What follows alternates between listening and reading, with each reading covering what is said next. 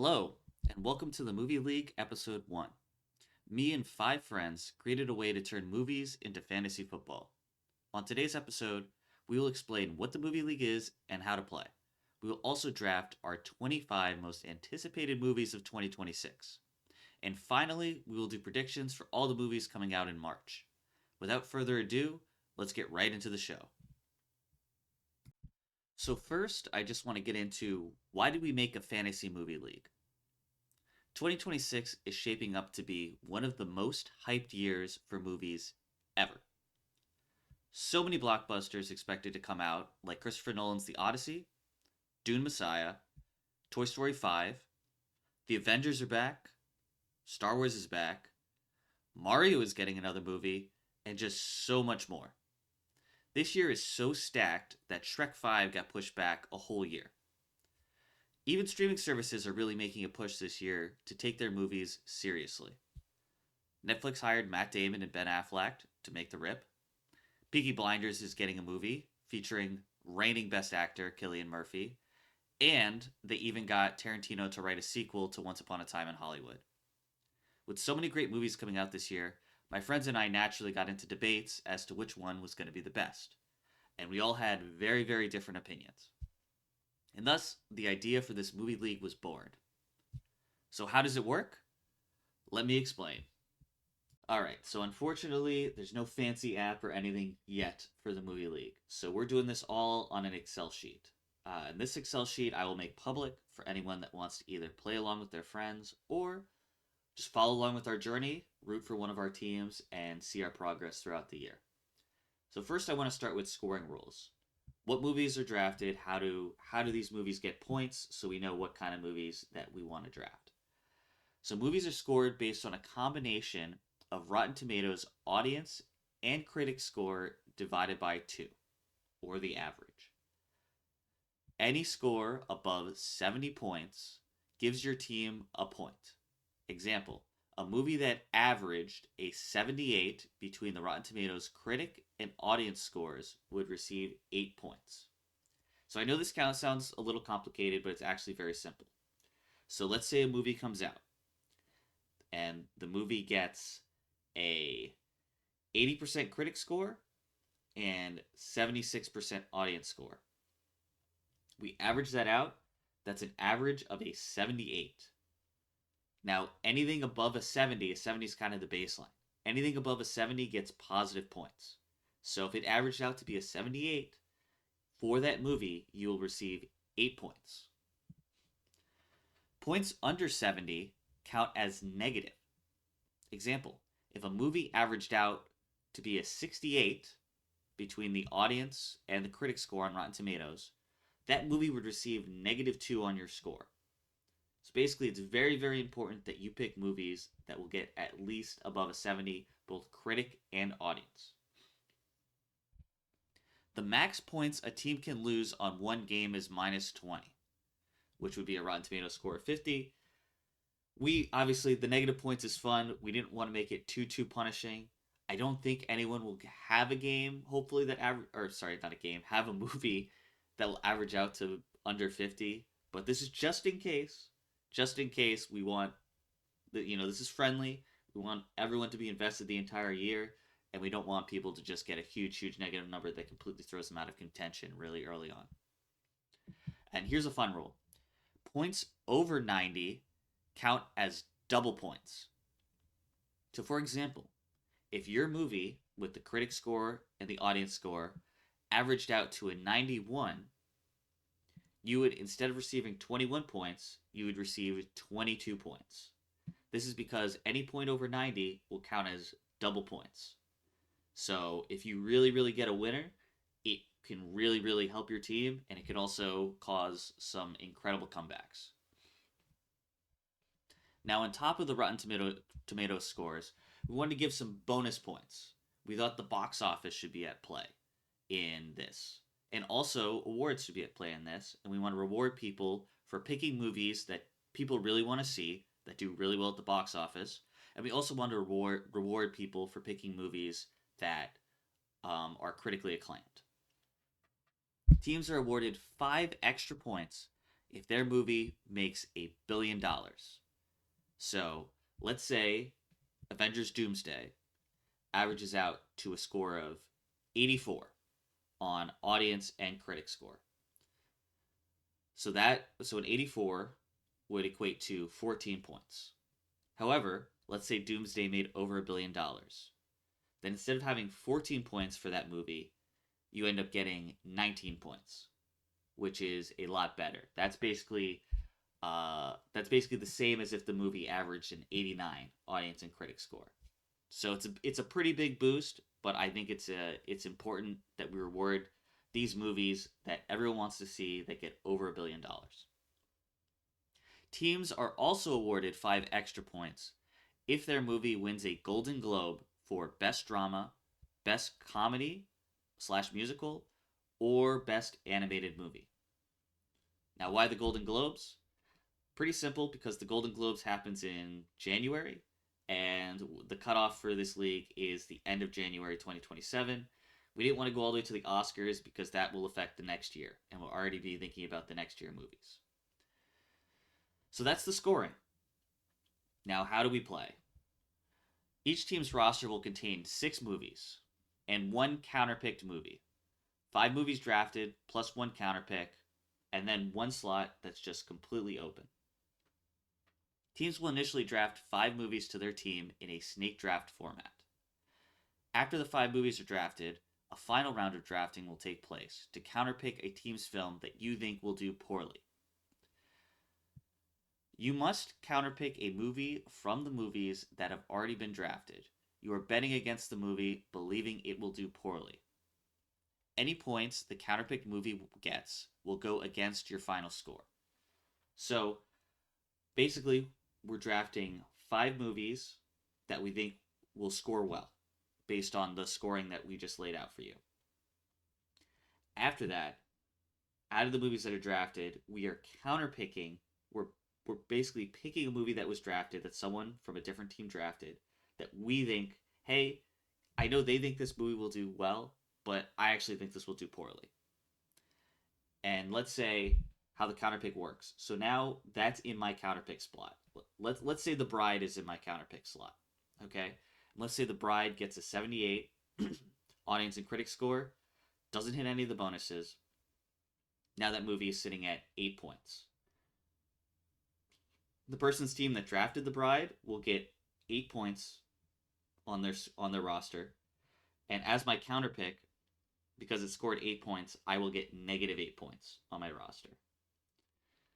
And that's how the counterpick works. We think it's a fun thing to do, and it also locks them into that movie for the year. They can't drop the movie even if a bad trailer comes out. A maximum of 2 movies per team can be counterpicked. So even though our rosters have 5 movies after drafted, we can't all just go and counterpick one person's team. This is simply just to keep it fun, because the counterpick locks people into those movies.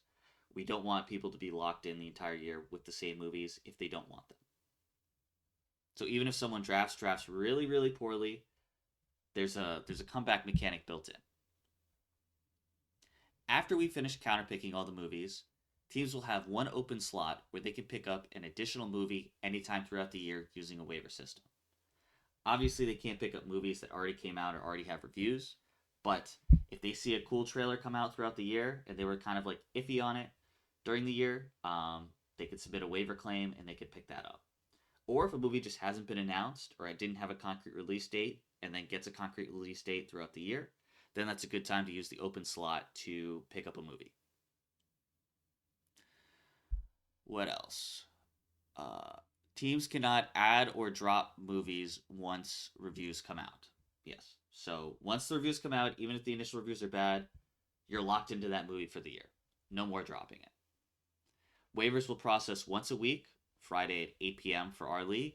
If anyone else wants to do a different time, feel free. The movies must release in 2026. This is for 2026. We'll have a different one in 2027. The movies must come out in 2026. Rotten Tomato scores lock January 1st, 2027. And then finally, a winner is decided the day after the Golden Globes. If you want to see again these rules and scoring and our league, feel free to click on the Excel sheet and get into it. But without further ado, we're going to get right into the draft of my league. All right, everybody. Thank you for joining. Now we're going to get right into the draft.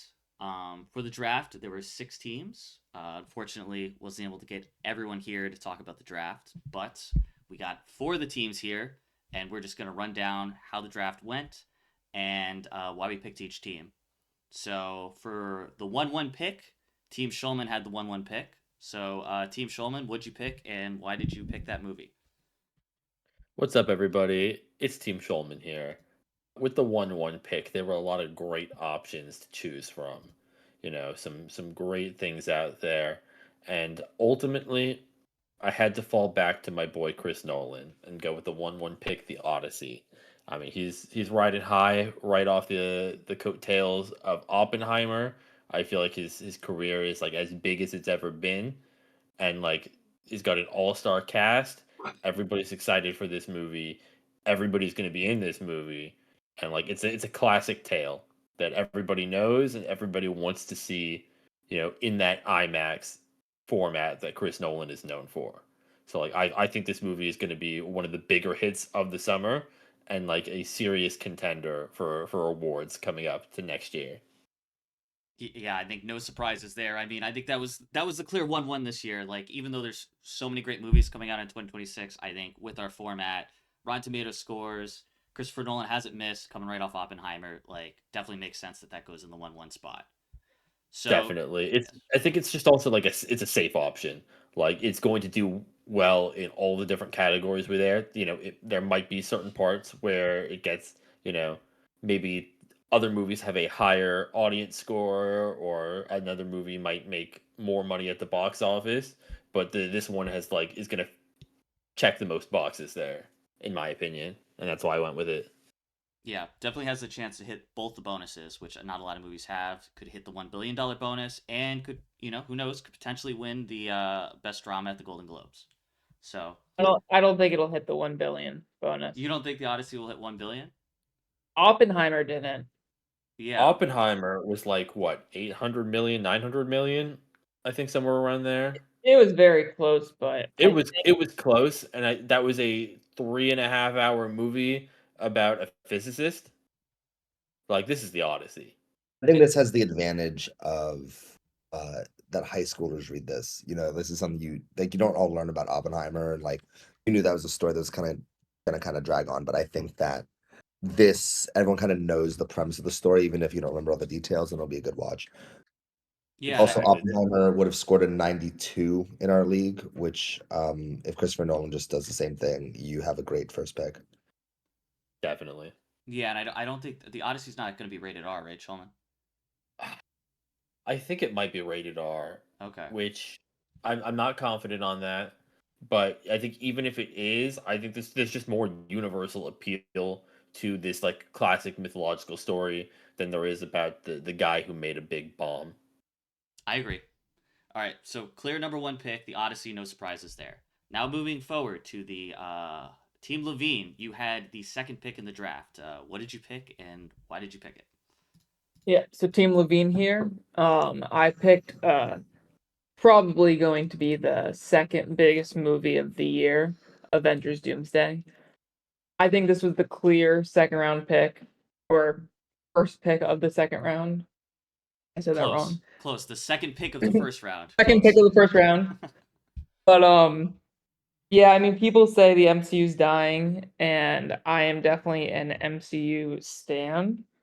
Um, and I support everything there. And I think that with the Russo brothers coming back, with Robert Downey Jr. coming back, with all the people that are rumored to be in this movie, I think it has a very good chance of cracking the $1 billion mark. Now, the only thing that hurts it a little bit is with Dune 3 having the same release date, but we can get into that later on.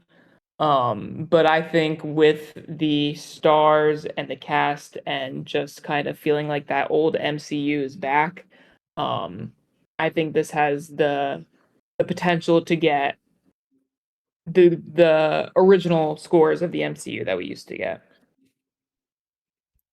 Yeah, yeah, I agree. I think this was a clear second pick.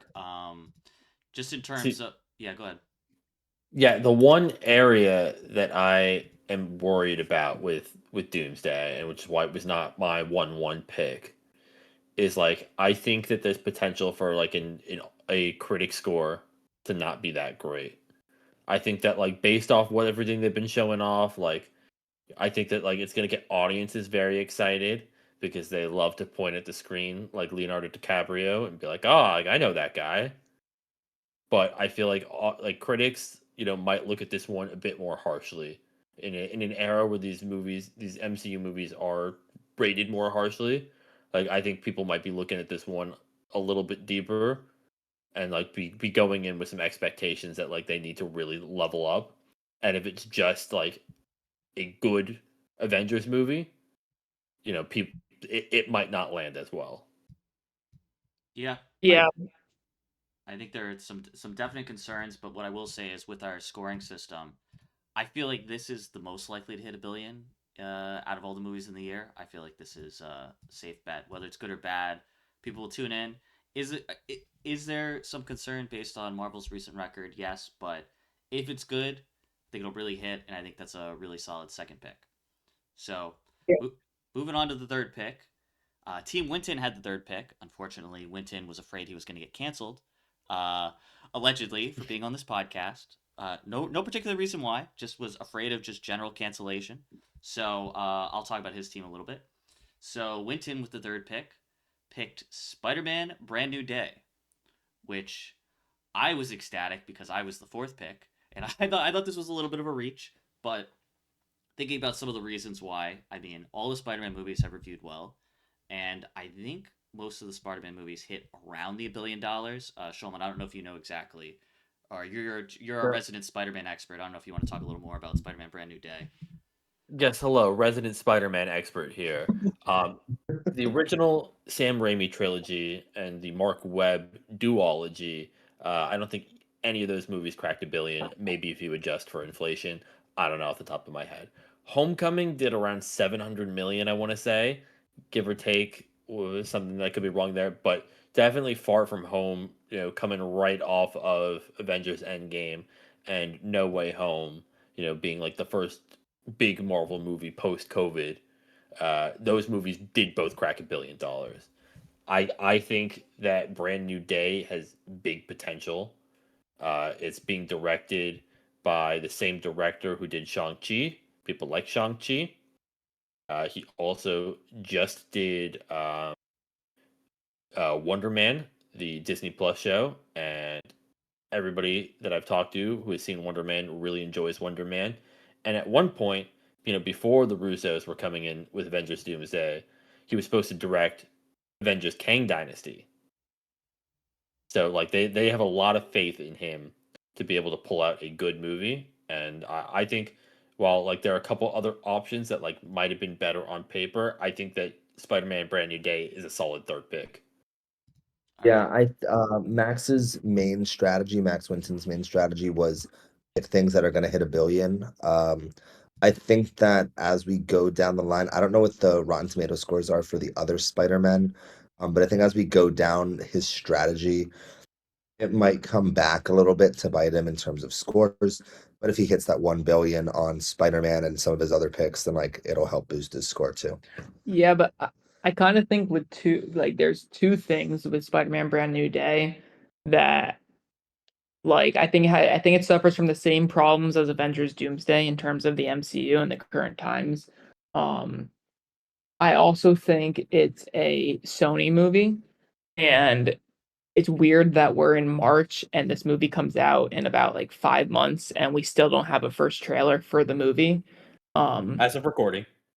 as of recording, it just kind of speaks a little bit to maybe the confidence Sony has in the movie. You would think that they would be releasing the trailer already and trying to build up the hype for this movie, which is supposed to be like all of these MCU people back in it and whatever, but we just haven't gotten anything besides from leaked concept art and stuff. So I'm hoping it's going to be good, but I think it could also suffer from similar MCU problems of the current day. Yeah, it seems like filming wrapped in December. I don't know typically how filming and trailers tend to align.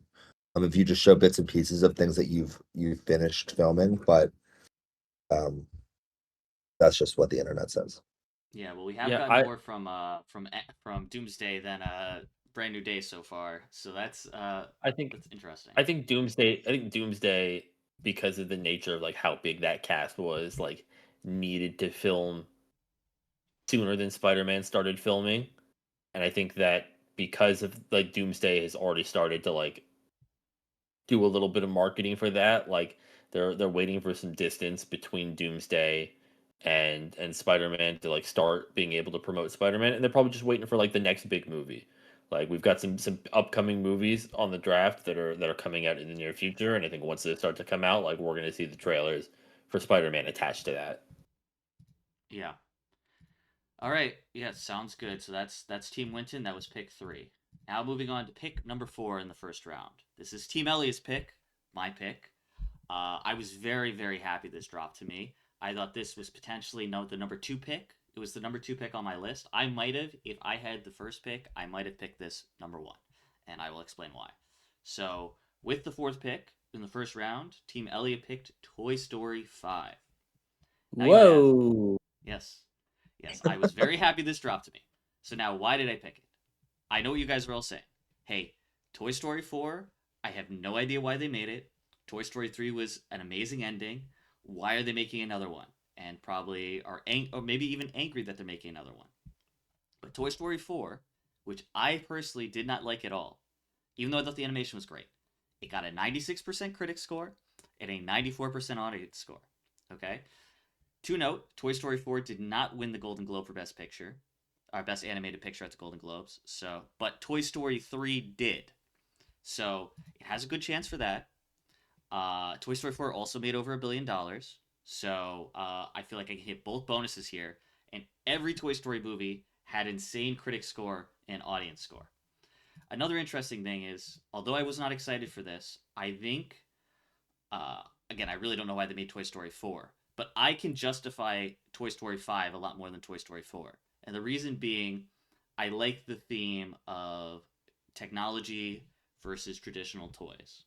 Like, I feel like just generally parents and kids have been very conflicted about, oh, like, everyone knows that this 3-year-old or 4-year-old that's playing on their mom's phone or just playing on their iPad, and they're like, oh man, like when I was a kid, like I was playing with toys. Like this is a very like real concept that is, I feel like, happening to a lot of people in real time.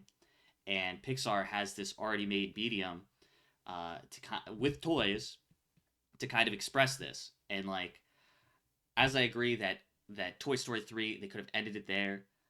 I think, and I could get behind how it makes sense to bring this back for this important story that I think is a product of the time that we're living in right now and is very topical. And this is the perfect time to tell it, and the Toy Story medium is the best way to tell it. So they also just dropped a trailer recently, which I really, really liked the trailer. I don't know if you guys had any particular thoughts about the trailer. Maybe Shulman, if you wanted to, had any thoughts about the trailer, if you saw it or not.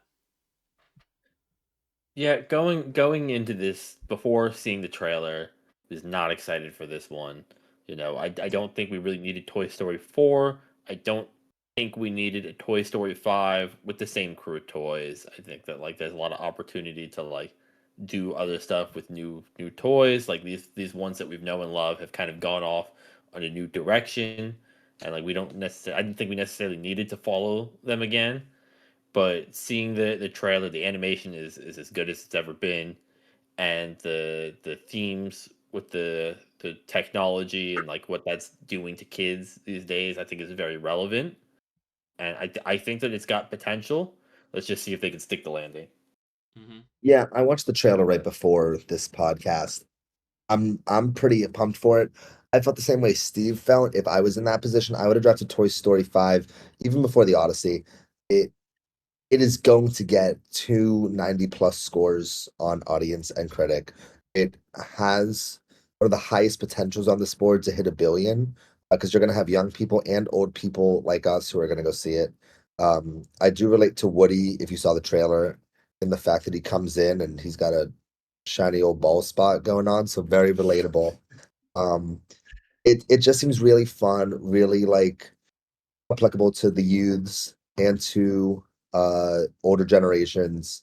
And I mean, don't want to be redundant. I thought Toy Story 4 was like unnecessary, but I think that in terms of the scoring for this draft, it's a great pick. And I was, I didn't expect it to fall to me, but it would have been great if it did. Okay. Yeah. Anything else you want to add, Ben, or do we want to move on to the next pick? Yeah, I mean, I kind of agree with what everyone Okay. said, so we can go on. So that was my pick. Now, for the fifth pick, in the first round, we had Team Saltzman, aka Mikey. He wanted to be here today. Unfortunately, had a work conflict. I'm sure he'll be here in future podcasts. But I'll speak briefly on his pick. He picked Dune Part 3 in the fifth spot in the first round. So, Dune, like Doomsday, releasing on the same day. Probably Dune, Doomsday, and The Odyssey are probably the three biggest blockbusters coming out this year. First two Dune movies, very well received. I think there's no surprises that this went in the first round. Me personally, I haven't read the books, but I got very interested in Dune after the second movie, and there was some dude on YouTube. I don't know his name. I'm sorry, I'm not plugging him. He kind of made summaries of like the rest of the Dune story because I was like, oh, what happens after this? Because I didn't think they were gonna make another movie. Let me just tell you, I'm not no spoilers. The story gets absolutely insane, and I don't know if it's in a good way. Like, that's all I'll say. It gets very weird, and it's very different than the first two Dune movies. If they decide to go in that direction, now they could. The director could do his own thing, could make his own thing. They already kind of deviated from the books a little bit in the last movie. I won't go into too much detail about how they deviated, but if they start going in the direction of how the Dune books go, um, it could end up being a divisive movie. But Timothy Chalamet, great track record, and Denny also has a great track record. So, anything anyone wants to add to that, or do we want to keep going? Yeah, I've also heard some speculation about some weird things that go on in the future. I think that happens after part 3, but maybe I'm wrong. I think that the following trilogy, should they continue this, will be a little different, either more political or a little more mythological in a bad way. I think this is going to be a good movie. I don't know what the other two have scored, but I think it'll be good. I don't think it's going to hit 1 billion. I don't think it's going to win many awards unless it's for, at least not for the ones that we are giving rewards for or points for. So I think it's just like a solid. I think it's going to be a big movie. I don't know if it's going to be the best scoring fifth pick movie. Sure. Anyone else, or we're okay to move on to the next round? Okay. Yeah. Yeah, I think it's going to be good, but I think there are some question marks there. If it can live up to the hype of the first two. Yeah. Yeah, I definitely agree. It just depends how far in the future they go. I definitely Houston. It's again, we need to wait for a trailer. We need to wait for more information. It is at the end of the year, so it's a lot of time. But overall, huge blockbuster. Definitely makes sense that it went in the first round. Now, the final team in the first round, Team Houston, with the sixth pick in the first round. Take it away.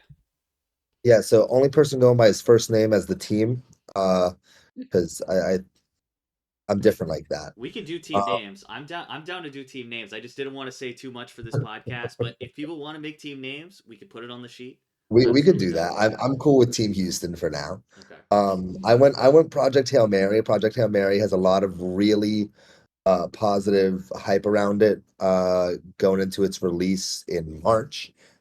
It's based off a movie by Andy Weir, who also wrote The Martian, which performed really well, 91 in critic and audience scores, and won best comedy slash drama in um, in the Golden Globes.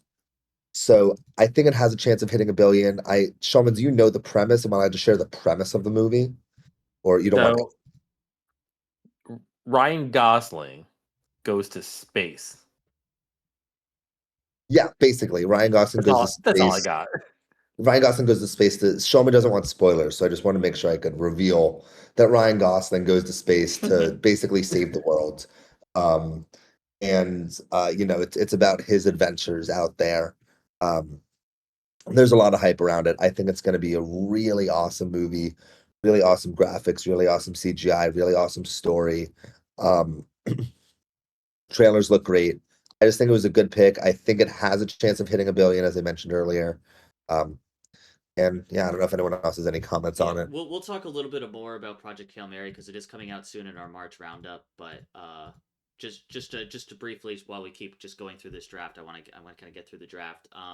Yeah, I initially I'll be honest, during the draft, I looked at Project Hail Mary and I was just like, it's Ryan. It looks like Ryan Gosling in space. It looks like an Interstellar comedy version. So that's why I let it pass. I was like I love Interstellar, but Interstellar famously didn't actually review that well if you look at our scoring system, which is the Rotten Tomatoes. So I was a little hesitant at the time of this draft, which is why I passed on it. But we'll talk more. There's been more information that came out. There's a trailer that dropped. We'll talk a little bit more about that in our March roundup. So I just want to point out that Christopher Nolan did Interstellar, yes, he did. and you know what else he did? The Odyssey, baby, first round pick. Okay, thank you, Sean. So we did a You're snake you're draft. welcome. We did a snake draft. So Houston actually got the first pick in the second round. So Houston, if you want to talk about the first pick in the second round. Yes, so my first pick of the second round was Star Wars Mando and Grogu. Um, I went with this purely because Star Wars fans show out. It's the first movie to come out, I think, since Rise of Skywalker, which got 1.077 billion. So I figured there's a chance that this happens. The first 2 seasons of Mandalorian scored really well. Third season, not as much, but I think they're going to revert back to um, the vibes of season 1 and 2. Also, Ben Levine informed me that Filoni is coming back in as the head of Star Wars, who was in charge of Clone Wars and some of the parts of Star Wars that gathered a lot of hype. So, I'm marking this not just as Star Wars Mando and Grogu, but as Rise of Filoni. Awesome. In Filoni, in Dave we trust. In Dave we trust. In cowboy hats we trust. There you go. And if this movie doesn't have a cowboy hat wearing wolf, then like Filoni's just not going full Filoni. Yeah. Then there's also a recent trailer that dropped for it. I enjoyed the trailer.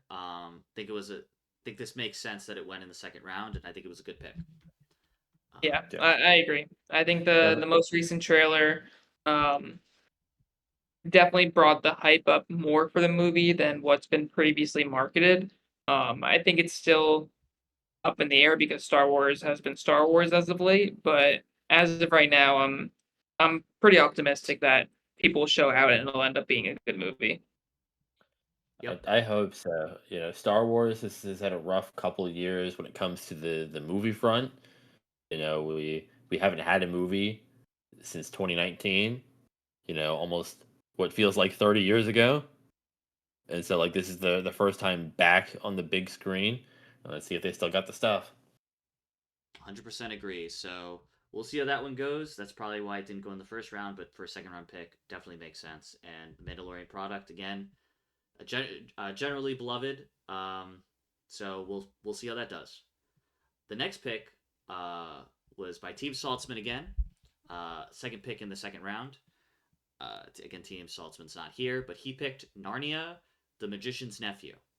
Now, this, if I know this correctly, I believe it's a Greta Gerwig movie that Netflix is hiring her to do, so straight to streaming. Potentially a quick theatrical run. Not 100% sure what the contract situation is there. But that was his pick. I don't have too much to add. I know that he picked it because he really believes in Greta Gerwig, is what he told me, and he really enjoyed Barbie. So that's why he picked Narnia.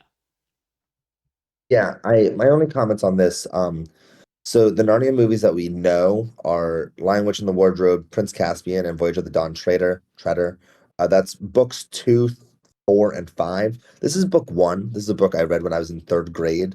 Great book, great story. Really introduces like all the lore and mythology of um of this series. I think it'll be a really interesting book, a really interesting movie adaptation. I don't think it's going to hit any crazy awards or anything, but I think if it's done well, it will score well. Are you telling me that The Lion, the Witch, and the Wardrobe isn't the first? Oh, it's the second book. It's the first book of so it introduces those characters, but the Magician's Nephew introduces more of the lore of so Lion, Witch, and the Wardrobe introduces us to the children. Ma- Hmm. Magician's Nephew introduces us, I believe, to some of the people in Narnia, or some of the backstory at least. I'd have to read it again. Again, I read it when I was 8, so Okay. 18 years ago. Yeah, Well, my hopes for this movie just rely on Greta Gerwig. I don't remember really enjoying The Lion, the Witch, and the Wardrobe when I saw the movie, and I never saw the other ones. And so, like this one is just going off of name. Greta's great. Barbie was great, and you know what else was great that came out around the same time as Barbie? Oppenheimer, All right. who All was right. directed All by right, Chris Mr. Nolan. Nolan. The Spider-Man guy and the Nolan guy, apparently. move on. Okay, let's keep going. So, pick 3 in the second round back to Team Elia. So at this point, I saw one Netflix movie get taken. I started getting scared. I had my little Reddit tier list that I made, and some might say this was a reach. Some might say it wasn't. I picked Peaky Blinders, The Immortal Man. Now, you may be asking me, have I seen any of Peaky Blinders? No. Am I going to see the movie? Probably not, because I haven't seen the first 6 seasons. However, it's great questions. However, the last season, season 6, scored a 100% critic score on Rotten Tomatoes and a 90% audience score. The main actor in the Peaky Blinders series is Cillian Murphy, who I don't know if you know this. I'm sure Shulman knows this. He was the main character in the famous movie Oppenheimer, and he's coming off the Best Actor award. So Netflix this year, along with all the amazing theatrical releases we're having in 2026, they're really making a push to win an award. I didn't necessarily say Oscar, but they're trying to win awards. They have a crazy lineup of movies. They paid people, A-list actors, a bunch of money to star in these movies, and they paid a bunch of directors to make great movies. So Netflix is really trying to push this, and I think with the formula they have, with the best actor, with how well received the Peaky Blinders series is in general, I think this was a little bit of a sneaky one that I wanted to put in there. So that's why I drafted this here. Um, all right, moving right along, we have Team Winton again. Again, Winton's not here, but Team Winton picked the Moana live action. Um, Not much to say there. I think Houston kind of talked a little bit about his strategy was to pick the ones that he thought were going to make $1 billion, because the $1 billion, obviously we get a 5-point bonus. So this is the first year we're doing it. We'll see how it plays out. We'll see if that ends up being a good strat or not. Also, obviously Moana, very very popular Disney franchise, if not potentially the most popular Disney franchise right now. Um, and yeah, the live action, I mean, they're just pumping out Moana. They have Moana 2, they're pumping out Moana in the parks. I think the Rock is in it, right? So who knows? I think it could be a good pick. Anything else anyone wants to add to that, or want to keep going? Yes, sir. $1 billion, $1 billion strategy. Um, Lilo and Stitch hit $1 billion. The live action one, even though the ending was dog water. Um, Moana will probably hit $1 billion. Yep, I agree. So moving right along, the second to last pick in the second round, Mr. Levine, with I think we all when he drafted this thought it was the steal of the draft because it was on nobody's radar. Go ahead, Mr. Levine. Nobody's radar except for mine. Yes. Um, I picked Godzilla -0. Now, I don't know if anyone's aware, but Godzilla -1 scored a 99 and a 98% on Rotten Tomatoes. Now I don't know much about the Godzilla franchise. Am I probably gonna watch this movie? Maybe because of this league. But based on our scoring points and based on how we're making points, I picked this purely based off research and how I know people love this franchise and love the Godzilla -1, and I think Godzilla -0 will just follow suit. Yeah, Have you seen Godzilla -1? I have not. Okay, you're missing out. This was not on my radar because it did not have a confirmed release date at the time of draft. So I was really only looking at things that were confirmed to be coming out this year because there's a lot coming out this year. But man, do I wish I could have gotten this. Godzilla -1 is such a great movie. I saw it during its limited theatrical run, and like it's an all timer.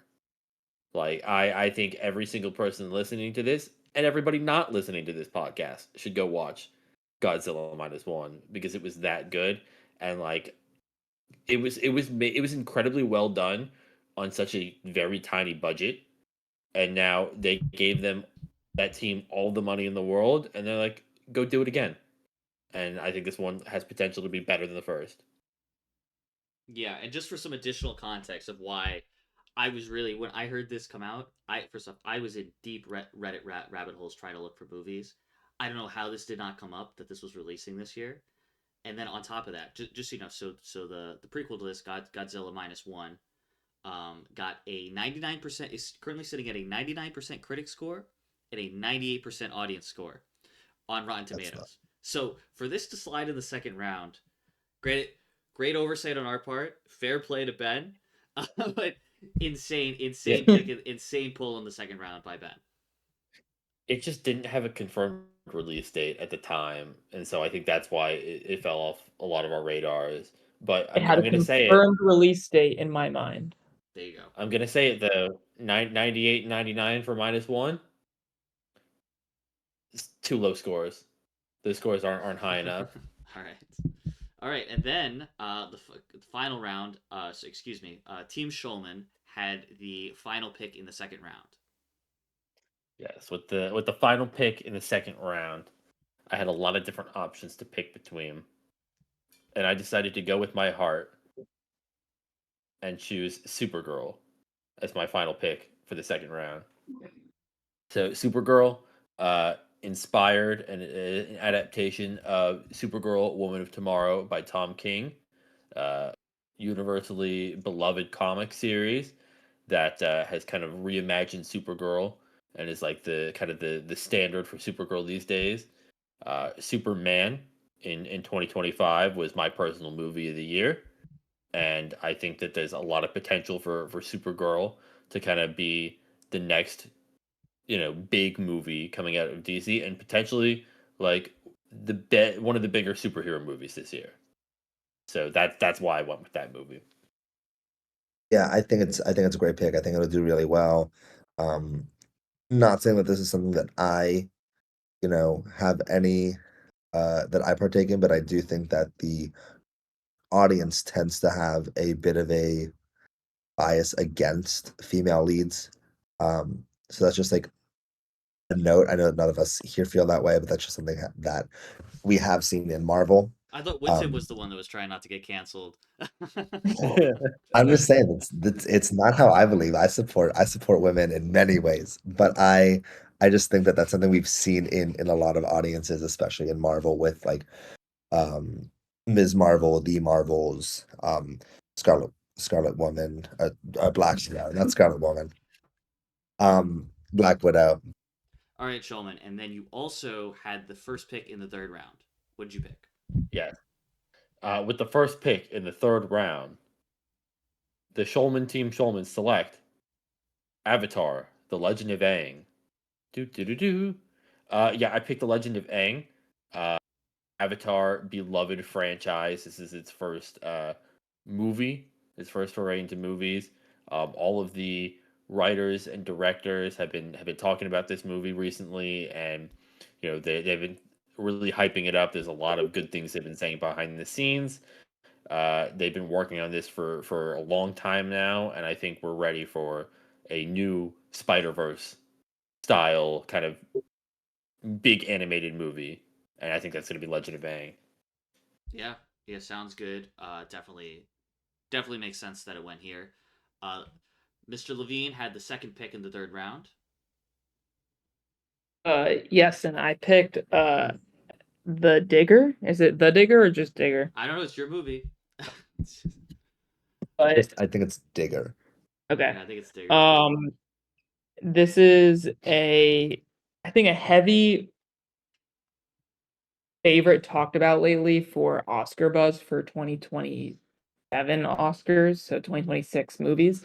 And I mean, this movie starring Tom Cruise, which I mean, I'm not the biggest Tom Cruise fan. I'm not like a big into the Mission Impossible movies, but I think this is supposed to be one of his like roles of like trying to get the Oscar buzz. And also with the director Alejandro, I'm definitely gonna butcher this name, Iñárritu, who did I believe The Revenant and Birdman, which I mean they are both Oscar buzzy movies.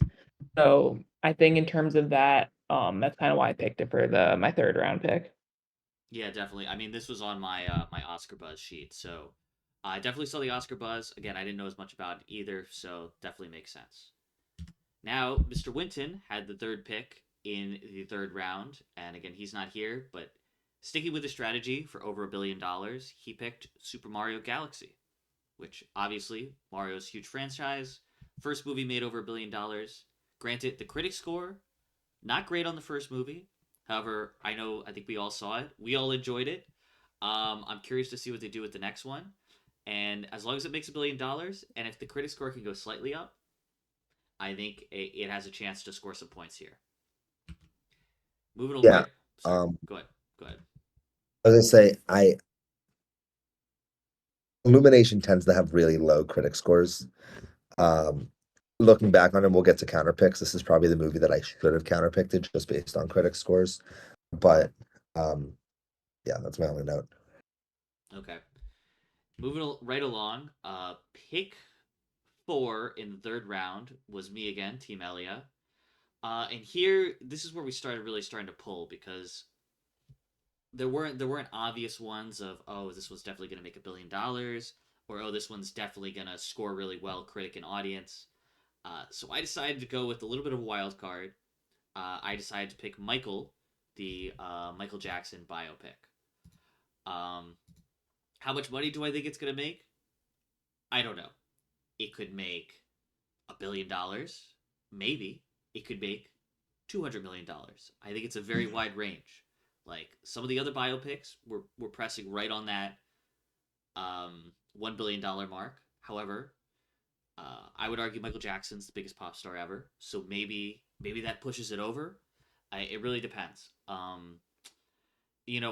personally I really enjoyed the Queen biopic. I also really enjoyed Rocket Man. So yeah, this was kind of a personal pick. I hope it does well, and this one could bite me in the butt, but if it hits, I think it could really hit. And on top of that, for the way we're scoring this, for the Golden Globes, this would be potentially nominated for Best Musical or Comedy. So if it does hit, I could get some bonus points there. My only note on this is I have a friend who was an extra in this movie. So shout out Andrew Cipher if you are listening. Does he have any notes about the movie or no? Give you any inside scoop? I don't think he's allowed. Like, he actually signed like an NDA on like stuff, but he said it was like it should be really good. Okay, awesome. Said it was fun to be a part of. All right, moving right along. Pick 5 in the third round. Team Saltzman again. Again, couldn't be here. You'll see him on other podcasts, hopefully. He decided to go with Disclosure Day. And I believe Disclosure Day is the new which director is it? Which director? Spielberg. Spielberg. The new Spielberg movie, obviously. Steven Spielberg. Steven Spielberg. A lot of big actors. Makes sense why he's going for it. I personally really liked Ready Player One, but yep, I think Spielberg can still hit it. I think again this is the one that definitely has question marks, but we're in the third round, and this I think this made sense why he picked it here. Moving right along, we go right next to excuse me, the last pick in the third round is Team Houston. Team Houston, what did you pick?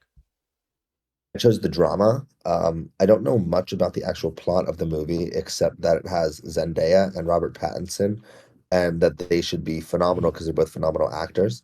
I think it might be kind of like an indie-ish movie vibe. I would have gone with Disclosure Day because you can't really doubt Spielberg, but that was taken, so I'm happy to go with the drama. And that's all I really have to say about that. All right, and then you had the loop. You had the first pick in the fourth round. Yeah, I've got the back to back, which is the first pick. It's the highest pick that got counter picks. We might want to talk about counter picks as we get to them. Yeah, we'll talk Um, about so after this we'll talk about what got counterpicked. We'll just go yeah, through. I So would figured it might be like if I talk about it and then you say, "Oh, this was counterpicked by blank," that could also work. But um, Forgotten Island. It's a DreamWorks film, so it's an animated movie. It's directed by, or one of the directors is Manuel Mercado, who also directed Puss in Boots: The Last Wish, which got a 95% and a 94% for critics and audience. Um, DreamWorks is, known for Shrek. It's known for um, the dragon one. What's the dragon How to movie? Train How to Your How to Train Your Train Your Dragon. Dragon. So I think this could be a really good movie. I think it's based on a Philippine like fairy tale. So I think it has a lot of ways that it's gonna score high. Yeah, definitely makes Could win sense. an award, maybe. Yeah, could be best Won't break animated. it. Moving right along. Team Saltzman again not here. Second pick in the fourth round. He picked Wild Horse 9. I think none of us know that much about it, but it was on those Reddit lists for Oscar bait this year, or Golden Globes bait because we're counting the Golden Globes. Yeah, that's all I can really say about that. We kind of the fourth round was like, all right, what movies are coming out? Like, how much do we want to risk Oscar bait versus just the general movies that are coming out? So Mikey went with Wild Horse 9. Moving right along, I had the next pick in the fourth round, pick 3 in the fourth round, and I did the same thing. I had the same strategy as Mikey, but I picked Fjord. Now, what is Fjord? Great question. Here's what I do know about it. Sebastian Stan is attached to this movie.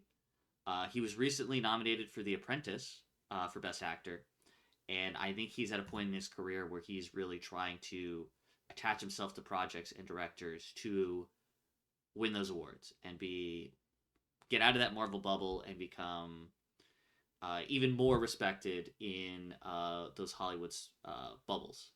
Another thing I will say about it, the director is, if I'm saying this right, again, this is just from my Reddit research, Christian Mungiu, who is award winning, and his last film, RMN, which I did not see, but is currently sitting at a 96% critic and audience score.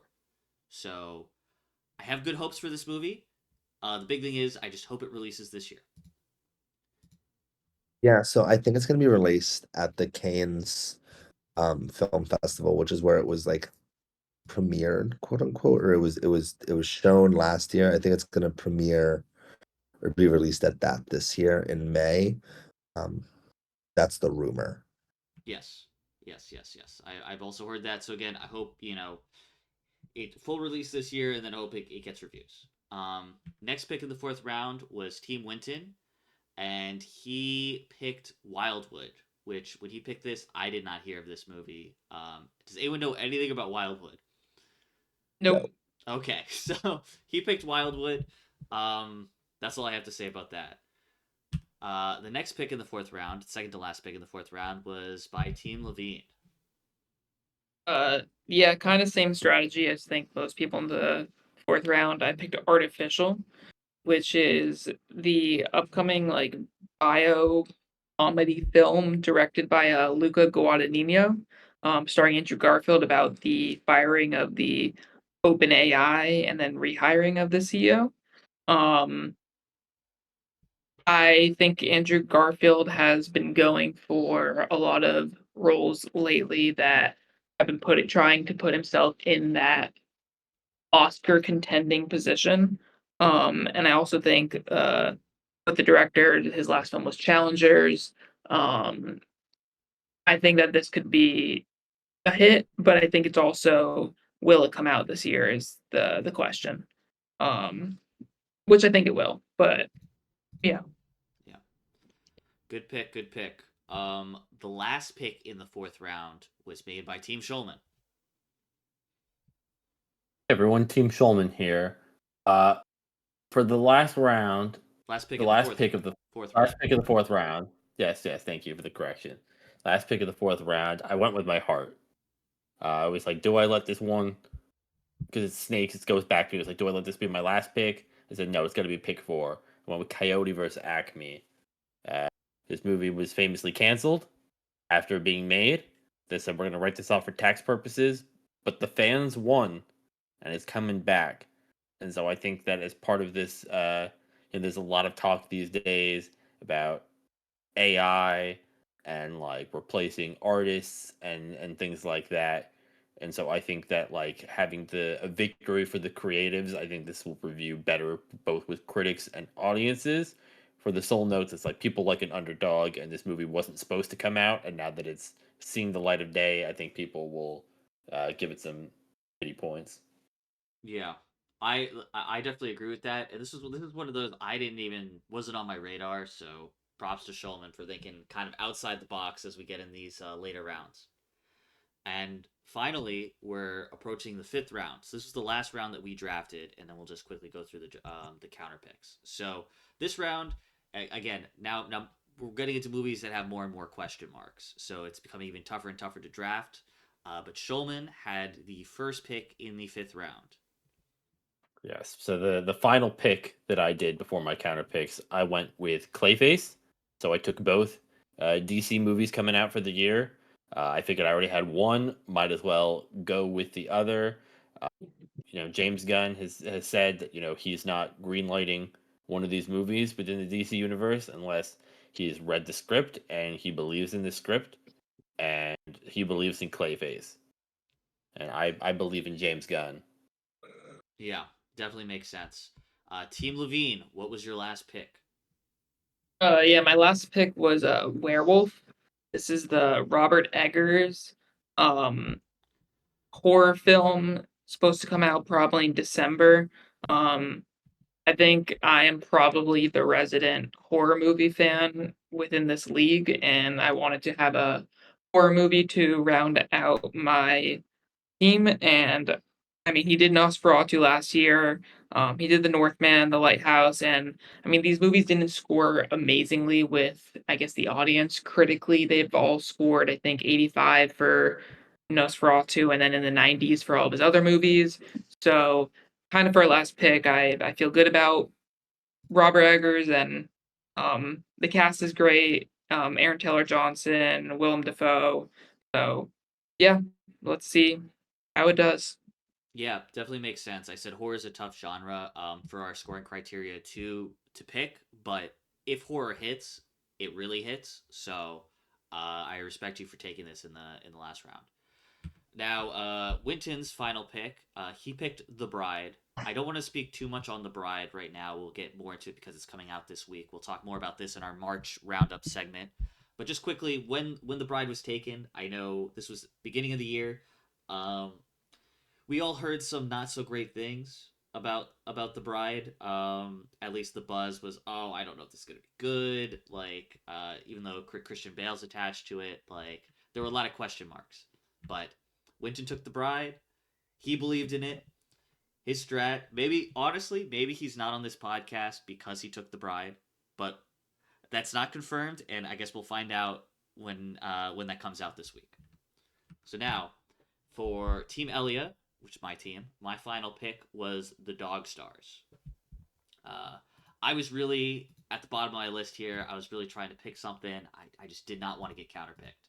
Dog stars: Ridley Scott.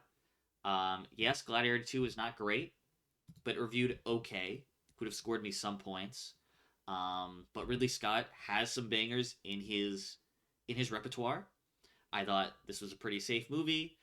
Let me just put it out there. I don't think its floor is that bad, so that's why I picked it. Then we have Team Saltzman. His final pick was The Social Reckoning, which is, I guess, kind of the sequel to The Social Network. Um, yeah, not much to say about that. Again, obviously, The Social Network, amazing movie, has a cult following. I think it actually is one of those movies that aged really, really well.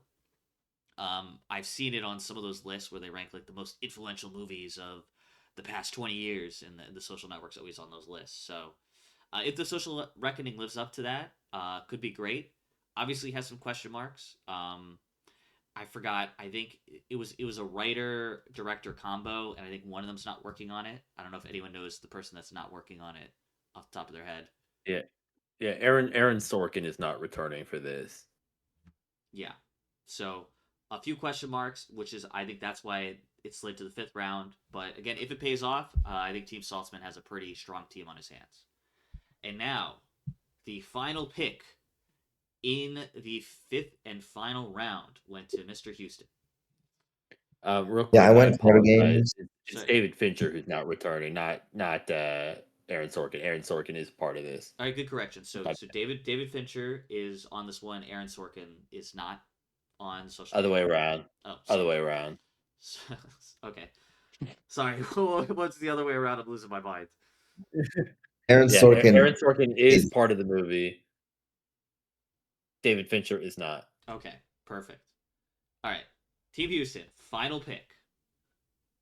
yeah, I went Hunger Games, Sunrise on the Reaping. I don't think that this is gonna score like wonderfully among critics, but uh I do think it's gonna be a good movie. It's gonna be better than Songbirds and Snakes. Um it's I think it's gonna bring back like the fun of being in the Hunger Games where The fun of being in the Hunger yeah, Games. yeah, at least for All the the fun they audiences, like have. the thrill of the audience being in the Hunger Games, looking at it, and we do know what happens, right? If you just be out of knowing what happens in the Hunger Games, you know who wins, who comes out alive. But I think seeing it play out, we have a real opportunity to kind of get back to some of the thrill of it. This was counterpicked, so I cannot drop it. I'm the only person who has two counterpicks on their teams, but I think it'll turn out well. I don't know what the other ones scored. I know that Songbirds and Snakes wasn't great. Good audience, not great critic. But I'm hoping this does better. Yeah, and that rounds out our draft. So following the draft, we had a counterpick segment where out of the ones that were drafted, we got to counterpick one. So Houston had the first counterpick, and we'll just quickly run through the counterpicks because we already kind of talked about these movies. But just quickly, what'd you counterpick and why'd you counterpick it? Yeah, I had a real paralysis of like, I don't know what to counterpick. So I went with Fjord, which I think is the wrong choice. I think Fjord's going to do well, but I counterpicked it because it didn't have a release date. So I said, hey, maybe this will not come out, and then I won't lose any points on the counterpick because, as I'm sure Steve's covered, if someone scores whatever points they get, the movie gets, I lose those, or whatever points they get negative, I gain those. I'm rooting for that team to not. I'm rooting for that game to not do well, or that movie to not do well. Um, so I'm rooting for Fjord not to come out, so it gets a zero, but I think it will. You know, big Sebastian Stan fan here, but for the sake of this league, I hope it sucks. Yeah. All right. Thank you for that. I was super surprised when Fjord was counterpicked. However, I do understand the release date's a little sketchy, so I hope it comes out. I hope now it's stuck on my team, so I'm a huge Fjord fan. I hope it comes out this year. And as I mentioned, if I could go back, I would pick Super Mario Galaxy just because the critic scores tend to be really low for Right, Illumination. right. Then Team Saltzman had the second counter pick, and he counterpicked The Bride. Again, during the draft, he kind of said, "Hey, we were hearing a lot of stuff on Reddit that the Bride's not going to be that good," so he decided to counterpick the Bride. Then we got to my counterpick, Team Elliott's counterpick. I'll be completely honest. I did not do that much research in this. I just I did not even see Forgotten Island on my initial rankings when I was just looking at movies that were coming out this year. I did very minimal research, and I did not realize that this was the director from Puss in Boots: The Last Wish. And I just said, "Oh, it's the next DreamWorks one." Like DreamWorks one don't really review that well. I just picked Forgotten Island. Do I regret this? 100%. But we're here now. I'm praying, and I'm praying on its downfall. So I'm just praying on its downfall. You won't see me at Universal anytime soon until this movie's released. Okay. Then Team Winton had the next counter pick, and he counterpicked Clayface. Not too much to add there. Again, I think he counterpicked Clayface like it's kind of like out of the superheroes or supervillains that you can make movies of. I think Clayface is a interesting choice on paper, so I think it's fair that he counterpicked here. Now, Team Levine had the next counterpick. What did you counterpick? I counterpicked the Hunger Games, kind of for the reasons that Houston was saying, that I don't think it's gonna review well. I do hope the movie's good because I do like the Hunger Games series, but like everyone else said, this league, I hope it does not do well. Yeah, yeah, and then the final counterpick. We're put in a tough spot, but Mr. Schulman had the final counterpick.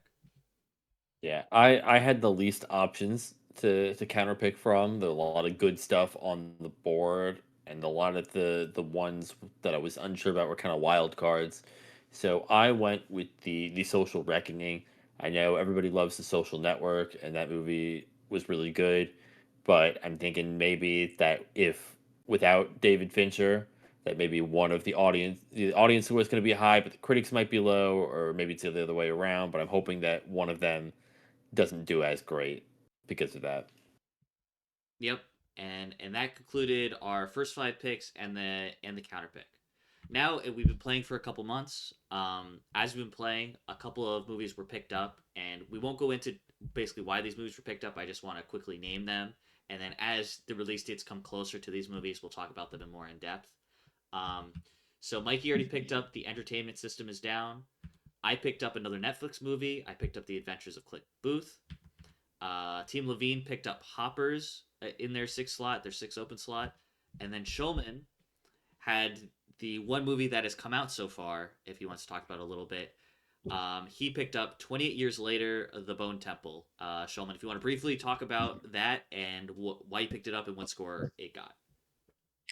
Yeah. So I picked up 28 Years Later, The Bone Temple. I saw some people talking about it on Reddit. I looked up the Rotten Tomatoes score. It did really well. The previous movie, turns out I was looking at the wrong movie. The movie I was looking at came out like 20 years before and was not the most recent one. But this one still performed very well. So I got all together with our points. I This movie got me 20 points on the board. So currently in the lead for the league.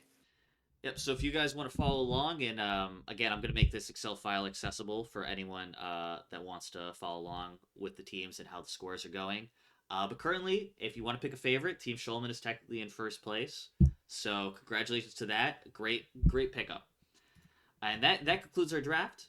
Now we want to get into the segment called the March Roundup, where basically this will probably be the beginning of every month. We'll have a podcast talking about what movies are coming out that month, and we're going to talk about the trailers that dropped and our predictions for the movies in terms of what we think the critic score would be, what do we think the audience score would be, and if you want to throw in some box office predictions, we can throw those in as well. So for the month of March, the movies that are on our on some of our teams that are coming out, we have 3 movies coming out this week: Peaky Blinders, The Immortal Man, The Bride, and Hoppers. And then later this month, on March 20th, we have Project Hail Mary coming out.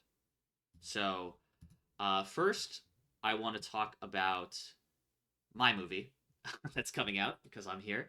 Let's talk. I want to talk briefly about Peaky Blinders and give my predictions. So, I talked about it already, basically in my draft about why I picked it, what I was doing. Since I drafted this movie, a trailer came out a couple weeks ago. Trailer looks really good. I'm still confident in this. I'm excited to see the reviews, and I'm hoping that this gets above a 90% critic and a 90% audience. I haven't seen anything that is shying me away from that. Just I'll throw it over to if anyone has anything else to add about the Peaky Blinders movie. I saw the trailer today. Looks pretty sick.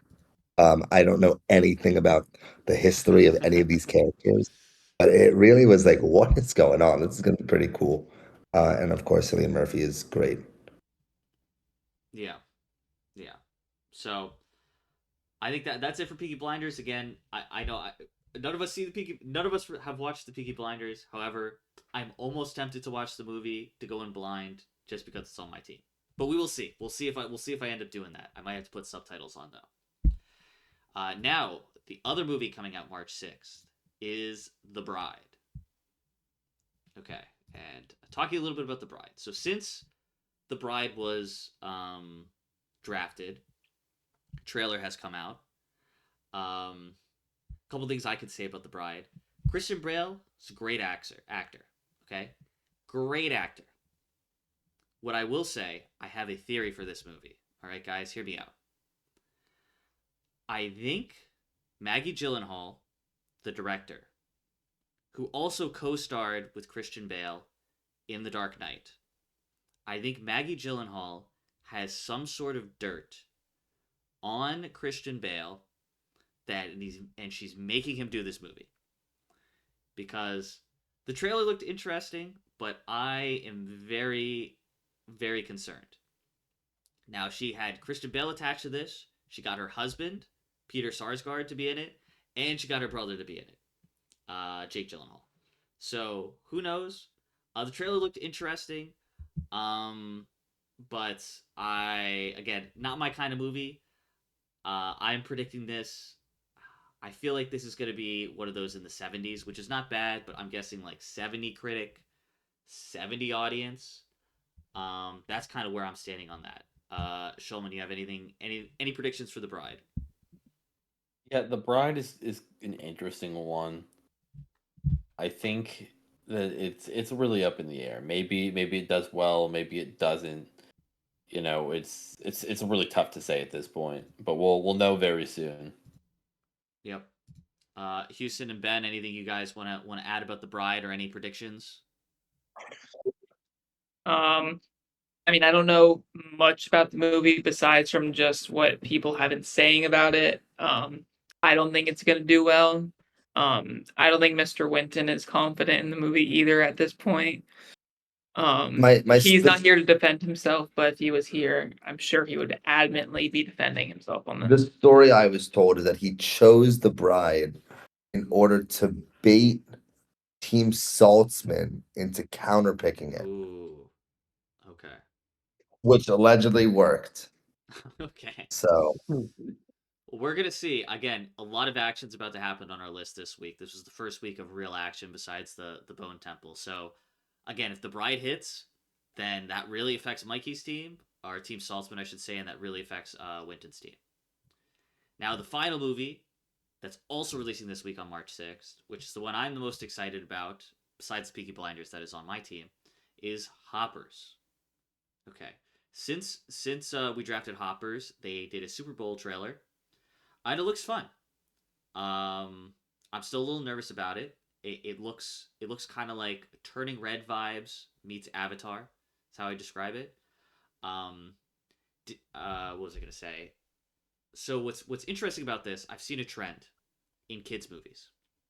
I think some executive somewhere has some sort of data that just says, "Hey, kids love animals. Let's just make every kids movie an animal movie." We've had a crazy run of animal movies. We had Zootopia 2, Into Goat, into Hoppers. Boom, boom, boom. I've never seen this many animal movies in a row. So it's continuing the animal trend. Both of the other movies have done well, so I think this will do well as well. Ben, this is your movie. Um, anything? Are you nervous about this week? How are you feeling about this week? I'm actually feeling pretty confident in Hoppers. Um, I have from just people I've listened to and other podcasts who have actually already seen the movie. I've heard a lot of positive buzz. I haven't. I've heard that it's obviously It's Buzz Pixar. heard that it's not meeting the like Toy Story, Monster Inc. type era of Pixar, which I just don't think we're gonna get back to at this point. I hope we do, but um, I've heard that it does scratch the old Pixar kind of vibes in terms of it has that emotional beats. It has a really imaginative story, um, and just from everything I've been hearing, um, I'm thinking it could be the first Pixar movie in quite a bit of time that actually scores well. So I'm feeling optimistic going into this week. I saw the trailer for the first time, and I think it looks really interesting. I thought it was just about animals, but like you said, Steve, it is kind of like Avatar, where you have a human going into an animal body to understand animals. Bit of a rebellion, revolution from the animals. It seems interesting. I hope it does well. I wanted Elio to do well. It seems like just Pixar and movies in general that don't have that historic franchise name like Toy Story are really gonna Yeah. can wait to see it on the streaming platforms instead of go out and see it. So it might perform well in terms of scores, but I don't think it's gonna hit any crazy numbers. Yep. Anything you want to add, Mr. Schulman? Yeah, I think Hoppers looks pretty good. I'm very interested to see that, and I think while Toy Story might be the bigger Pixar movie this year, I think Hoppers has potential to be the better Pixar movie launching this year. Yep. One more quick thing to add. The director is Daniel Chong, and he has not directed like I think a theatrical release Pixar movie yet. He's been at Pixar for a long time. He was at Cartoon Network before that, which I thought was interesting. I did some research on him. Mhm. So he's a new director. He was a Yeah. storyboard artist for them for years. So that has me a little bit more concerned because they have two big releases this year, right? They have Hoppers, they have Toy Story 5. So also this one's I'm hearing all sorts of different numbers. I think on the high end it could be tracking towards a $60 million weekend. On the low end, I'm hearing $20 million.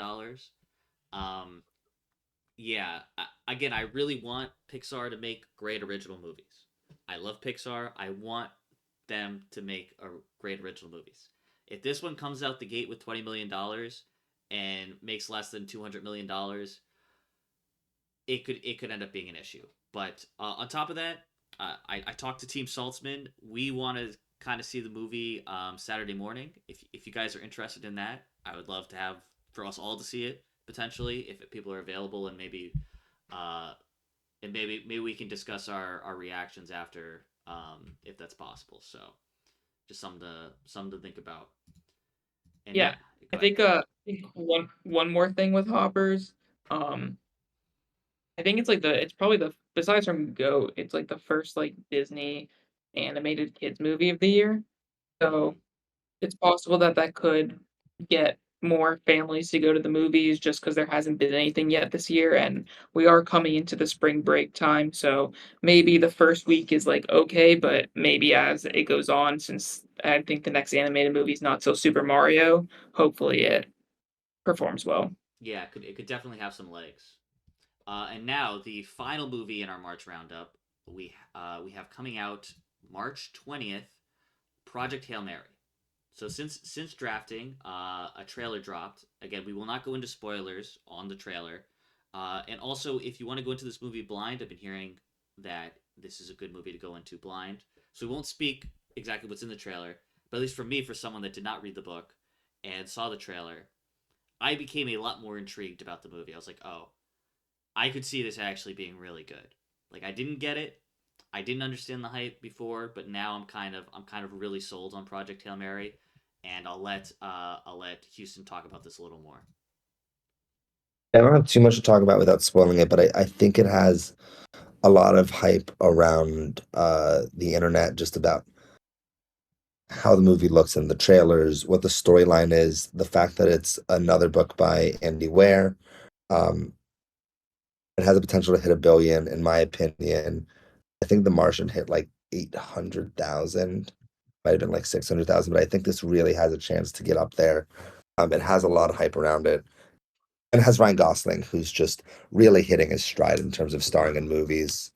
And we were talking about it. Just you can name every movie he's been in recently has just been a big name movie, and he's gonna come out in Star Wars in the future too. So he's just a phenomenal actor. Yeah. Yeah, I agree. I think this movie's gonna do really well. I actually so like I don't read a lot of books. It takes me a while to get into a book, and I recently picked up Project Hail Mary because I was interested. And the first day I got it, I read 180 pages of the book, and I can't put it down.